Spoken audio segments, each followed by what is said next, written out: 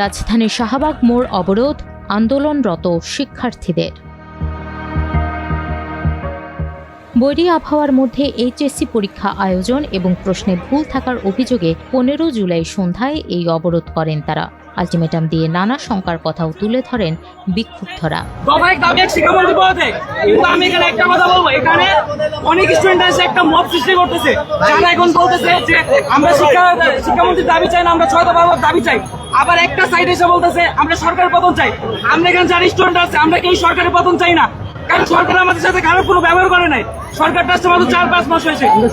আমরা শুধু শিক্ষামন্ত্রী পদত্যাগ চাচ্ছি, কারণ উনি আমাদের উপর যে প্রেশারটা ক্রিয়েট করতেছে এভাবে নেওয়া যায় না। আমাদের দাবি এখন 10টা পর্যন্ত আলটিমেটাম, যদি না মানে আগামীকালকে আবার লং মার্চ হবে এবং সারা দেশ মিলে দ্রুত লং মার্চ করার চেষ্টা করবো আমরা।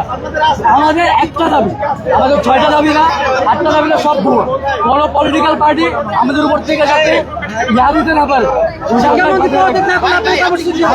শিক্ষামন্ত্রীর পদত্যাগ চাই।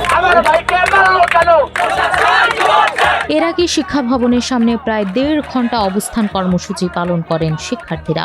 পুলিশের ব্যারিকেডের কারণে সচিবালয়ের দিকে যেতে না পেরে শিক্ষা ভবনের সামনেই অবস্থান নেন তারা। শিক্ষার্থীদের দাবি দেওয়া নিয়ে শিক্ষা মন্ত্রণালয়ে আলোচনার কথা থাকলেও শেষ পর্যন্ত আলোচনায় বসেননি তারা।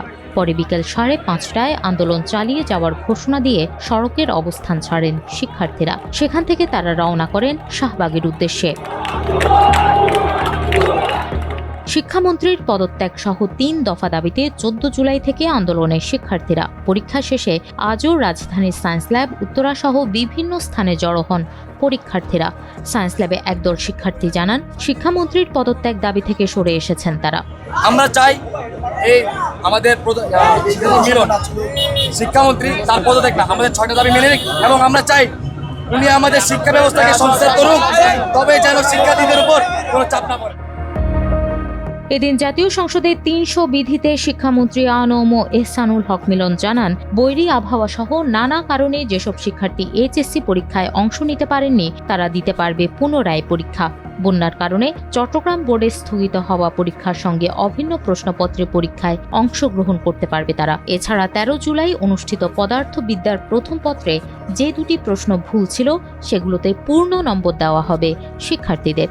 ভুল প্রশ্ন প্রণয়নে জড়িত 4 জনকে করা হয়েছে সাময়িক বরখাস্ত।